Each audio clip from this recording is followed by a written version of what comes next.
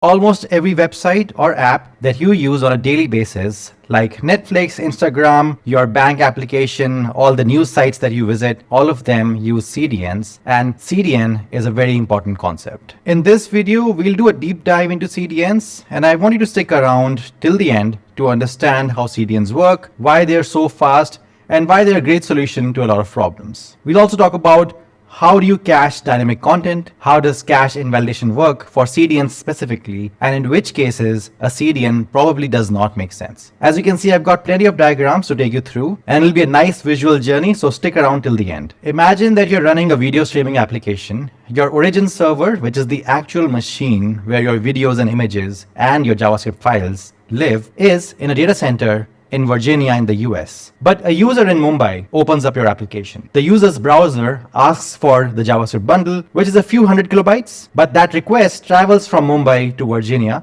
and back, and the round trip takes 250 milliseconds. Then the file itself takes a few hundred milliseconds more to download. Then after that, the browser of the user asks for the style sheet, and that's another round trip. Then maybe a hero image, then maybe a video segment. So each one of these files is paying that 250 milliseconds tax every single time. So the entire page takes 4 seconds to load, and that is a bad user experience. But now imagine the same setup, but with something called as a CDN. The first time anyone in India requests that JavaScript bundle, a copy of that gets pulled from Virginia and stored on a server in Mumbai itself. The next user from Mumbai who asks for that same data gets it from that server that's just 5 milliseconds away instead of the 250 milliseconds away server. And the same thing happens for the style sheets, the images, the video segments. So the entire page loads in under a second. And that's it. That's the whole idea. A CDN is basically a network of servers spread around the world that holds copies of your content. And this is done so that users always get it from somewhere nearby. Now, the key word in CDN or content delivery networks is distribution. And we have talked about this in a previous video in this playlist. By the way, if you don't know, this video is part of a long ongoing playlist called the System Design for Beginners playlist. It has more than 50 videos, so make sure you check it out. I'm also building another playlist called Intermediate System Design playlist. And if you binge watch both of these playlists, you'll know system design better than 99%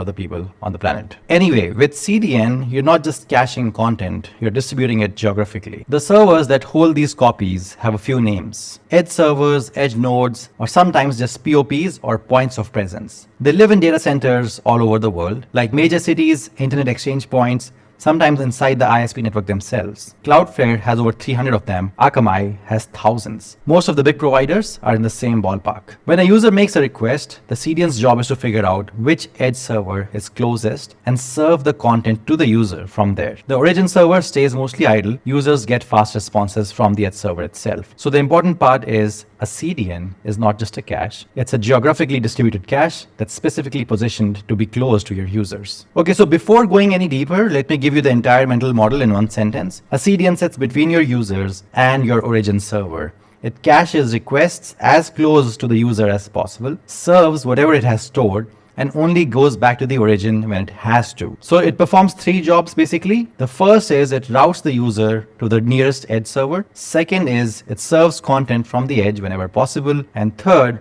is it fetches from the origin when it has to and remembers it for the next time. Everything else in this video will be just a nuance on all these 3 jobs. So let's walk through what actually happens when a user requests something through a CDN. This is the part that most people skip, but it's where everything makes sense. The step 1 is the user types your domain into their browser. The browser does a DNS lookup, but instead of returning the address of your origin server, the DNS returns the address of the nearest edge server. So the routing decision happens before the request even leaves the user's machine. Step 2, the browser connects to the edge server and asks for that file. The edge looks for it in its local storage. If the file is there, it sends it back immediately. We call this a cache hit. The user got this file in just 10 milliseconds, and the origin server never even knew this request existed. Step 3, if the file is not on the edge, that is a cache miss. The edge then goes back to your origin, fetches the file, stores the copy locally, and forwards it to the user. So for this one first user, it's much slower. But for every other user after this, in the same region who asks for the same file, gets the cached version, and it works really fast for them. So what makes CDNs fast? It's just 2 things working together. The first is just geography. The edge is physically closer to the user than the origin is. So less distance, less latency, faster response. That's just pure physics. The second is offloading. Every cache hit at the edge is a request that your origin server did not have to handle. If your CDN has a 95% hit rate, your origin sees 1 out of every 20 requests. That means smaller infrastructure, lower bills, less stress on your databases, and fewer incidents. The cost savings on this alone justify a CDN for most apps. So the CDN is doing two jobs at the same time, making things fast for users and protecting your origin from load. Now let's talk about what kind of content actually belongs on the CDN, because CDN is not right for every kind of content. The classic case for CDNs is static assets like images, style sheets, JavaScript fonts, video files, and PDFs, which is stuff that does not change often, looks the same for every user, and can sit on the edge server for hours or days without going stale. This is what every CDN was originally designed for, and it makes up the majority of CDN traffic. The second case is video and large media. Streaming services like Netflix and YouTube push enormous amounts of video data, and it would be impossible to serve all of that from a central origin. The video segments live on edge servers all over the world, and your video player automatically picks the closest one. Without CDNs, modern video streaming basically will not exist and will not function. The third case,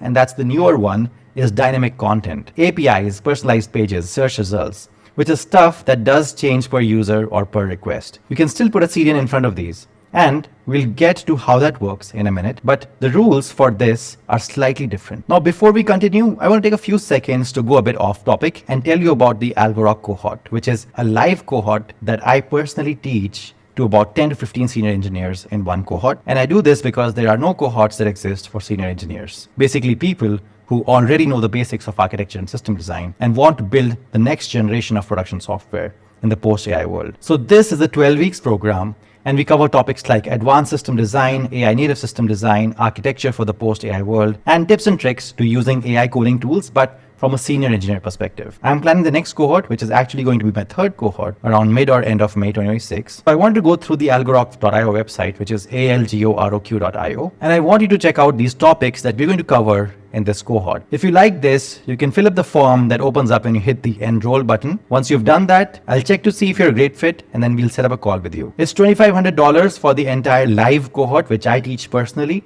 It's a great experience. Once you fill the form, you can also talk to any of the people who have attended the cohort previously, and then decide. If you just wanted access to the pre-recorded videos of the cohort, that'll be just about $800. All right, now back to the video. So let's go just a bit deeper. How does the CDN know when the content is stale? Because the whole point of a CDN is that it's holding copies. But what happens when the original file on your origin server changes? You upload a new version of an image. The edge servers around the world do not magically know about this, and they're still serving the old one. This is the cache invalidation problem, and it's one of the hardest things in software. There's a famous quote that there are only two hard problems in computer science, and cache invalidation is one of them. And the other is naming things and off by one errors. Now, we have a dedicated video on cache invalidation in the intermediate system design playlist, but cache invalidation in CDNs works slightly differently. So let's just go over it quickly. There are basically three approaches for this. Approach one is time-based expiration. So you tell the CDN, cache this file for 1 hour. After an hour, the edge considers it stale and goes back to the origin to get a fresh copy. This is simple and predictable and works most of the times. The catch is that for that whole hour after you change the file, users are still seeing the old version. But it's not fine if you just shipped a critical bug fix. The second approach is to do with version file names. Instead of trying to invalidate the file, you change its name. So the new file might be named with a version number or with a hash of its contents tagged onto the end. Since the URL is different, the CDN treats it as a brand new file. There will be a cache miss, we'll fetch from the origin,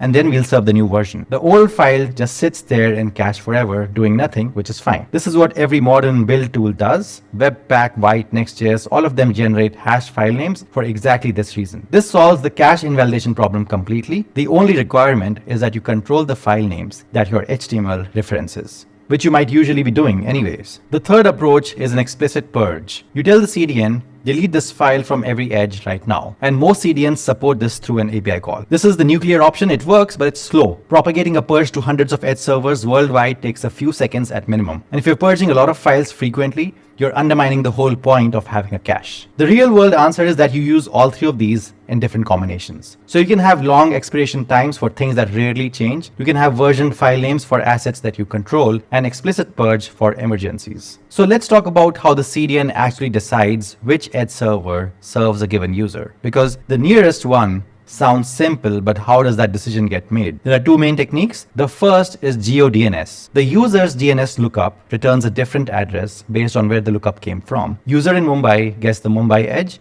User in Frankfurt gets the Frankfurt one. The second is Anycast. The same address is announced from multiple edge locations, and the internet's routing protocols deliver the user's request to whichever edge is closest in network terms. Cloudflare uses this for everything. Both of these work. GeoDNS is more common for traditional CDNs. Anycast is faster to react when things change, but harder to set up. Most production CDNs use a mix. Now let's go back to the part I glossed over earlier. How do you cache dynamic content? Because at first glance, dynamic stuff seems uncacheable. Every request returns something different, so what's the point? Turns out there is a nuance here. Some dynamic content is actually pretty cacheable if you're careful. Let's take the example of an e-commerce product page. The content of the page changes when stock changes or prices update, but most of the time it's the same for everyone viewing the product. So you cache it for, let's say, 60 seconds, and most users in that 60-second window get a cache hit. The few users who see a slightly stale price are not really affected, and your origin handles a tiny fraction of the traffic. So take an API endpoint that returns the most popular products of your site. It returns the same answer for every user and refreshes every few minutes. So it's perfect for short duration caching at the edge. The trick here is identifying what's truly unique per user. Things like a logged in user's account page versus what just looks dynamic but is actually shared. The shared stuff goes onto the CDN. The truly unique stuff bypasses it and goes straight to your origin. There's also a newer pattern that's worth knowing. It's called edge compute. Companies like Cloudflare, Fastly, and AWS now let you run small bits of code on the edge servers themselves before the request even hits your origin. So you can do things like rewrite headers, do A/B test bucketing, check authentication tokens, personalize content slightly, all of this without ever calling back to your origin. The user gets a personalized response in 20 milliseconds because the personalization logic ran on server that was 5 milliseconds away from them. This is genuinely changing how people build web apps, but it's a whole different topic of its own. So we'll do a separate video on edge computing soon. Okay, let's talk about what CDNs can do for us beyond speed and offloading. Because modern CDNs do a lot more than just cache the files. The big thing that they do for us is DDoS protection. When an attacker tries to flood your site with millions of requests, all that traffic hits the CDN's edge servers first and not your origin servers. The CDN absorbs the attack, blocks the bad traffic at the edge itself, and only forwards legitimate requests to your servers. CDNs are basically the only reason small websites can survive large attacks at all. Without one, you'll be in trouble. The second thing CDNs can do is handling encryption. Every HTTPS connection starts with a handshake. That's where the client and server agree on encryption keys. That handshake is computationally expensive. So CDNs can handle that handshake at the edge servers for us. So by the time the connection reaches our origin, the heavy work is already done. So this is faster for users and for us, and it also puts less load on our servers. The third thing that CDNs can do for us is image and video optimization. Now, many CDNs can transform content on the fly. They can resize an image to fit the user's screen, convert it to a more efficient format, transcode video to the right bitrate. You upload one master copy, and the CDN serves the right variant to each device. So the real value of a modern CDN is not that it just makes things fast. It makes things fast, but also secure and efficient, while letting you not think about most of it. Let's talk about a failure mode that catches a lot of teams off guard. It's called the thundering herd. So here's the scenario. You have a hugely popular page, let's say your home page, and the CDN has it cached and everything is working perfectly fine, and suddenly the next request to every edge server is actually a cache miss. So all of them simultaneously decide that they need to fetch the page from your origin. Now if you have 200 edge servers and they all hit your origin at the same millisecond, your origin just got a 200x spike from one URL. Now your database might fall over and your app servers might crash, all because a cache has expired. The fix for this is something called as stale while revalidate, or sometimes just request coalescing. The edge server says, I'll serve the slightly stale version while I go refresh my cache in the background. Or if 100 users ask for this at once, I'll only send one request to the origin and serve all hundreds from just this response. Most production CDNs have this built in, but it's worth knowing it exists because the day you discover thundering herd is usually a bad day. Let's talk about when a CDN does not make sense. So if your users are all in one geographic region and your origin is very close to them, a CDN gives you almost no latency benefit. You'll still get the offloading and security benefits, but the speed argument falls apart. If your traffic is mostly authenticated, personalized API calls, which is the stuff that generally cannot be cached, so most of the CDN's value evaporates for you and you're paying for an edge network that's just acting as a proxy. The next is that if you're an internal only tool with 50 users on a corporate VPN, you do not need a CDN. For most public-facing applications though, anything with images, JavaScript, video, or substantial traffic from multiple regions, a CDN pays for itself many times over. It's basically table stakes for modern web apps. Let's go through a few practical things that you should know if you're actually setting up a CDN. The first is that cache durations matter a lot. Your origin servers tells the CDN how long to cache things. If you get this wrong, you'll either be serving stale content for ages, or you'll be destroying your hit rate by setting the durations too low. So it's better to spend time on this. The second thing is you should watch your hit rate. Every CDN dashboard shows you a hit ratio. If it's below 80% for static content, then something is misconfigured. If it's below 50%, then something is badly misconfigured. The hit rate is the single most important metric to watch. The third is you should not cache what you cannot. It is tempting to cache everything aggressively, but caching a logged in user's bank balance and accidentally serving it to someone else is a very bad idea. So personalized content needs to be marked as private, so the CDN never stores it. And you should test this before production. Fourth is that your origin server needs to be solid even if you're setting up these edge servers, because the CDN is not a substitute for a well-built backend. When the cache miss happens, and it will, your origin needs to be able to serve that request properly. CDNs amplify good architecture, they do not fix bad architecture. Okay, so let's wrap up. A CDN is a network of edge servers spread throughout the world, and they hold copies of your content. So users now get it from a server that's physically near to them, and our origin server sees only the requests that it absolutely has to. The basic flow for this is simple. Route the user to the nearest edge server, serve from cache if possible, fetch from the origin server only on a miss, and most of the complexity comes from cache invalidation, which is knowing when the cached copy is stale. And there are three approaches that we have seen that real systems use together: time-based expiration, version file names, and explicit purges. We also discussed that modern CDNs do a lot more than just cache files. They do DDoS protection for us, they handle encryption, they optimize images, and now even handle edge compute, which is running our code on the edge servers themselves. All of this is worth knowing about even if you don't use them all on one day. Now, making all these diagrams and planning all these deep dive videos takes a lot of effort. So I hope you don't forget to subscribe and also share this video with your friends. Please like the video and comment if you have any questions, and I'll see you in the next video.